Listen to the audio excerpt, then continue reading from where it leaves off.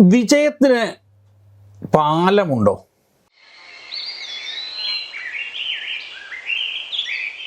അങ്ങനെ ഒരു പാലം നിങ്ങൾക്ക് സ്വയം നിർമ്മിക്കാൻ പറ്റുമോ?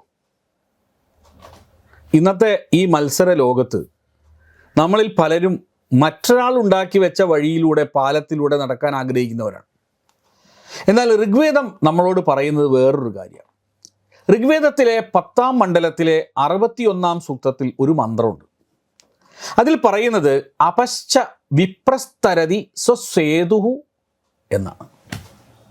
അപ്രശ്ച വിപ്രസ്തരതി സ്വസേതുഹു എന്നാണ്. ഇത് ഋഗ്വേദത്തിലെ 10-ാം മണ്ഡലത്തിൽ 61-ാമത്തെ സൂക്തത്തിൽ ഉള്ള മന്ത്രമാണ്. അസാധാരണമാണ് ഈ മന്ത്രം. പറയുന്നത് എന്താണെന്നറിയാമോ? ജീവിതത്തിൻ്റെ ഒരു വലിയ രഹസ്യം ഈ മന്ത്രത്തിൽ ഒളിപ്പിച്ചു വയ്ക്കുകയാണ്. ലളിതമായി പറഞ്ഞാൽ, സ്വന്തമായി ചിന്തിക്കുന്നവനും വിപ്രൻ അഥവാ വിവേകിയുമായ ഒരാൾ താൻ തന്നെ നിർമ്മിച്ച പാലത്തിലൂടെ ജീവിതത്തിലെ പ്രതിസന്ധികളെയും കർമ്മഫലങ്ങളെയും മറികടക്കുന്നു എന്നാണ്. സ്വന്തമായി ചിന്തിക്കുന്നവനും വിശേഷ ബുദ്ധിയുള്ള വിപ്രന്മാർ അഥവാ വിവേകികളായ ആൾ, അങ്ങനെയുള്ള ആളുകൾ സ്വയം നിർമ്മിച്ച പാലത്തിലൂടെ ജീവിതത്തിലെ പ്രതിസന്ധികളെയും കർമ്മഫലങ്ങളെയും മറികടക്കുന്നു. കർമ്മങ്ങളുടെ ഫലമായിട്ട് ദുരിതം അനുഭവിക്കുന്നു എന്ന് പറയുന്നവരോടും കൂടിയാണ് ഈ വേദമന്ത്രം. കർമ്മഫലം മാറ്റാൻ പറ്റും, കർമ്മഫലം മാറ്റാൻ കഴിയില്ല എന്നൊരു തെറ്റുദ്ധാരണയാണ്. യുവാക്കൾക്ക് അവരുടെ കരിയറിലും ജീവിതത്തിലും പ്രയോഗിക്കാവുന്ന ഒരു മികച്ച മോട്ടിവേഷൻ ടിപ്പാണിത്. സ്വന്തം പാലം നിർമ്മിച്ച് മുന്നോട്ട് പോകൂ. സ്വാശ്രയത്വം അല്ലെങ്കിൽ സെൽഫ് റിലയൻസ് എന്നൊക്കെ നമ്മൾ ചുരുക്കി പറയാം. സെൽഫ് റിലയൻസ് നമ്മുടെ പ്രശ്നങ്ങൾ പരിഹരിക്കാനും ലക്ഷ്യസ്ഥാനത്ത് എത്താനും മറ്റാരെങ്കിലും ഉണ്ടാക്കിയ ഒരു പാലം അതിലൂടെ സഞ്ചരിക്കാൻ കഴിയുമെന്ന് നിങ്ങൾ വിശ്വസിക്കുന്നുണ്ടോ? അതും ഇരിക്കട്ടെ, നിങ്ങളുടെ ലക്ഷ്യസ്ഥാനത്തെത്താൻ മറ്റാരെങ്കിലും ഒരു പാലം നിങ്ങൾക്ക് പണിതു തരും എന്ന് നിങ്ങൾ വിചാരിക്കുന്നുണ്ടോ? ആ പാലം പണിതു തരുമെന്ന് കാത്തിരിക്കുന്നത് എന്തൊരു മൗഢ്യമാണ്. അങ്ങനെ ചെയ്യരുതെന്നാണ് വേദം പറയുന്നത്. എന്താണ് ഈ സ്വന്തം പാലം എന്നതുകൊണ്ട് ഉദ്ദേശിക്കുന്നത്?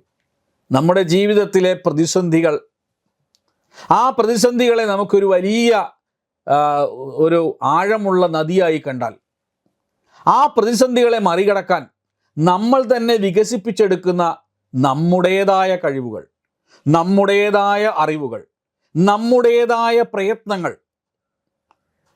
ഇതാണ് സ്വന്തം പാലം എന്ന് വേദം പറയുന്നു. സ്വന്തം പാലം എന്നതുകൊണ്ട് ഇതാണ് അർത്ഥമാക്കുന്നത്.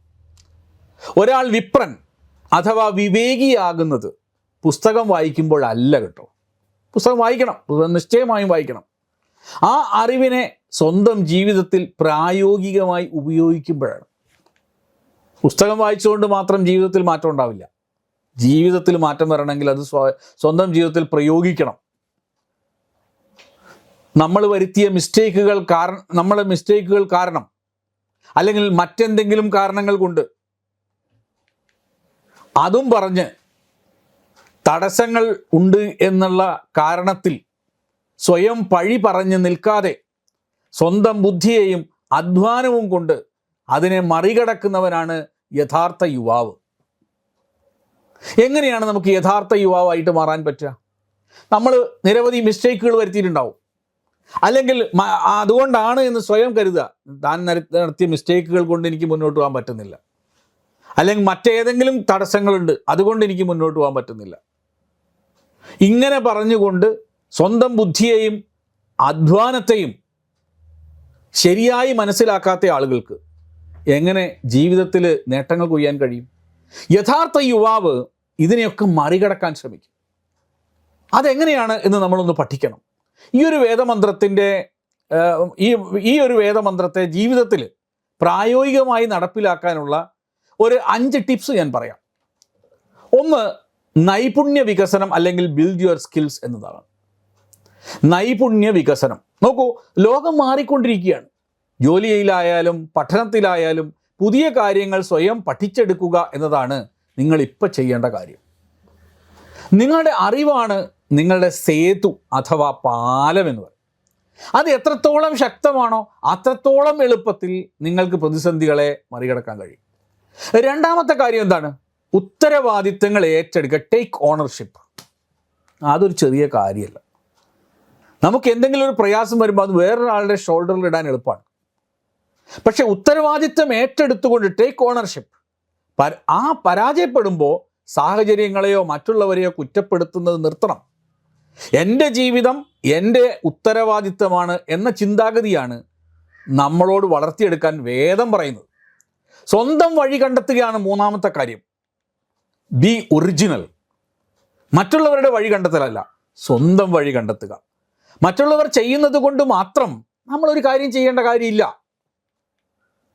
നമ്മുടെ അഭിരുചിയും കഴിവും തിരിച്ചറിഞ്ഞ് അതിൽ ശ്രദ്ധ കേന്ദ്രീകരിക്കുക. അത് നമുക്കേ സാധിക്കൂ, വേറൊരാൾക്ക് കഴിയില്ല. അനുകരണം കൊണ്ട് സാധ്യമല്ല. അനുകരണമല്ല നമുക്ക് വേണ്ടത്, നവീകരണമാണ്. നവീകരണം വേണം. അതാണ് ക്രിയേറ്റിവിറ്റി എന്ന് പറയുന്നത്. അതിനാണ് നമ്മൾ യോഗ സാധനകളൊക്കെ ചെയ്യേണ്ടത് ആ കാര്യത്തിന് വേണ്ടി. അതാണ് പതഞ്ജലി യോഗസൂത്രത്തിൽ പറയുന്നത്. ഇനി നാലാമത്തെ കാര്യം ക്രിട്ടിക്കൽ തിങ്കിങ് അല്ലെങ്കിൽ തിങ്ക് വൈസ്ലി എന്നുള്ളതാണ്. വിപ്രൻ എന്നാൽ വിവേകമുള്ളവൻ എന്നാണ് അർത്ഥം. കേട്ടറിവുകളിലും സോഷ്യൽ മീഡിയ ട്രെൻഡുകളിലും വീണുപോകാതെ കാര്യങ്ങളെ യുക്തിപൂർവം വിശകലനം ചെയ്യാൻ ശ്രമിക്കുക എന്നുള്ളത് വളരെ ഇമ്പോർട്ടൻ്റ് ആണ്. Critical thinking. നമ്മൾ അവിടുന്ന് കേട്ടു, വേറൊരാളിനോട് ഇങ്ങനെ പറഞ്ഞു എന്നതുകൊണ്ട് നമ്മൾ അങ്ങനെ ഒരു തീരുമാനം എടുക്കരുത്. അത് വളരെ അപകടം ഉണ്ടാക്കും. കേട്ടറിവുകളിൽ നമ്മൾ വീണുപോയാൽ നമുക്ക് സ്വന്തം കാഴ്ചപ്പാടുകളെ ഉണ്ടാക്കാൻ കഴിയില്ല. സോഷ്യൽ മീഡിയ ട്രെൻഡുകളിൽ ഇന്ന് ആളുകൾ വീണുപോവുകയാണ് ചെയ്യുന്നത്. അതിൽ വീണുപോകാതിരിക്കണമെങ്കിൽ യുക്തിപൂർവം കാര്യങ്ങളെ വിശകലനം ചെയ്യാൻ ഒരു പരിശീലനം നടത്തണം. ആ പരിശീലനം നമ്മൾ സിദ്ധിച്ചെടുത്താൽ മാത്രമേ ജീവിതത്തിൽ സ്വന്തം പാലം നിർമ്മിക്കാൻ സാധിക്കൂ. ഇനി അഞ്ചാമത്തെ കാര്യം സ്ഥിരതയാർന്ന പരിശ്രമം ഉണ്ടാവുക, കൺസിസ്റ്റൻസി ഉണ്ടാവുക എന്നുള്ളതാണ്. കഴിഞ്ഞ എപ്പിസോഡുകളിലൊക്കെ ഞാൻ ഈ കാര്യം പറഞ്ഞിട്ടുണ്ട്. ഒരു പാലം ഒരു ദിവസം കൊണ്ട് പണിയാൻ പറ്റുമോ? ഇല്ല. അതുപോലെ നമ്മുടെ ലക്ഷ്യത്തിലേക്ക് ഓരോ ദിവസവും ചെറിയ ചെറിയ ചുവടുകൾ വെക്കാനേ നമുക്ക് പറ്റൂ. കർമ്മഫലങ്ങളെ ഭയപ്പെടാതെ കർമ്മം ചെയ്തുകൊണ്ടേയിരിക്കുക. ഇത് വളരെ ഇമ്പോർട്ടൻ്റ് ആണ്. നമ്മൾ കർമ്മഫലം അങ്ങനെയാവും ഇങ്ങനെയാവും ഇരുന്ന് ആലോചിച്ചിരുന്നാൽ നമുക്ക് കർമ്മങ്ങൾ ചെയ്യാൻ സാധിക്കില്ല. കടൽ കടക്കാൻ ഹനുമാൻ ചാടിയതുപോലെ നമുക്ക് കഴിയില്ലായിരിക്കാം. പക്ഷേ രാമസേതു പണിഞ്ഞതുപോലെ കല്ലുകൾ പെറുക്കി വെച്ച് സ്വന്തം പാത നിർമ്മിക്കാൻ നമുക്കും സാധിക്കും എന്നുള്ള കാര്യത്തിൽ സംശയം വേണ്ട. തീർച്ചയായും ഹനുമാൻ ഒരു അസാധാരണമായ ശക്തിയാണ്. അതുപോലെയൊക്കെ നമുക്ക് ചെയ്യാൻ പറ്റുമെന്ന് വെച്ചാൽ ചെയ്യാൻ പറ്റില്ല, നമുക്കറിയാം.